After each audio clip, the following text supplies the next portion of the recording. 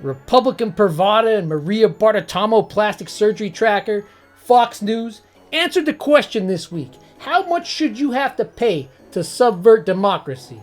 How much? And the answer is about $788 million. Yeah, just go ahead, write a check. Subvert away. And right off the bat, I want to say to anyone who thought Dominion was in this to put some guardrails back on the news, to put some guardrails back on the Fourth Estate, welcome back to reality. We've missed you. Corporations will always trade money in hand over any kind of altruistic philanthropy. So how did we get here to this hellscape where we started looking at corporations to shut down propaganda machines? The Roganization of American politics has reduced the news to entertainment, to be consumed by your average low-info Republican.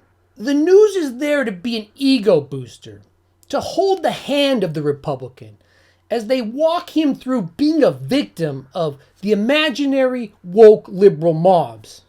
Just take a minute and think about the last time you were able to have an adult conversation with a Republican about policy. My in-laws freaking out about Roe versus Wade being overturned.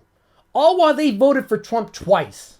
Why? Because Hillary sent an email? They can't even tell you. Because Hillary eats babies? At the end of the day, Trump had the Senate and the House for 2 full years. And all he passed were tax breaks for the top 1% wealthiest people in this country.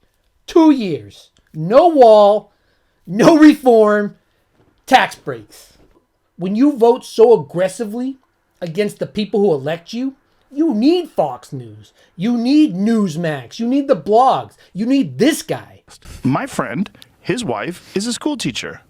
And she works at a school that had to install a litter box in the girls' room because there is a girl who's a furry. Not keeping the chuds engaged in a perpetual culture war, they start to realize what you're doing, that you're taking the money from them. They start to realize that the Republican Party is a big club, and they're not in it. That's why any conversation with a Republican since probably Obama was elected, will always veer off into whatever talking points they heard on Tucker the night before, whatever Facebook meme they saw that day. You could be talking about something like incremental tax rates, and it'll end up about Hunter Biden's laptop. That's your modern day Republican Party. They will take the conversation to an election that happened 3 years ago and start crying about how Trump deserves a participation trophy. And currently they'll cry about Bud Light. And if you ever come across two chuds in the wild having a conversation, sneak up on them like it's National Geographic, like it's a Discovery Channel. And what you will find is the equivalent of intellectual LARPing. They will sit there and send talking points back to each other, whether it's from Tucker or whether it's from a meme they saw. But each time they hear it, they'll act like it's a brand new thought. Okay, fine. And this is all by design. It's entertainment for lazy ass Americans. As someone who's been around politics my entire life, political campaigns, political science major here, I'll tell you, to have a conversation, a deep conversation about politics requires a range of knowledge, from history to just political process. Coping about Bud Light only requires that you follow Elon on Twitter, that you watch Tucker Carlson that night, that you get your news from Matt Walsh. The bottom line is the Republican Party wants to keep you entertained. And nothing entertains quite like a clown.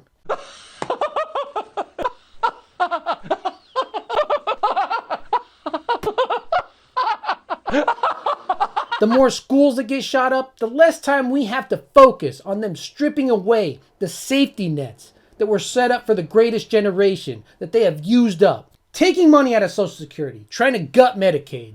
So when your typical culture warrior stumbles across an ad like this on the same day that Fox News had to pay $800 million for lying to them, the critical thought process just doesn't play out.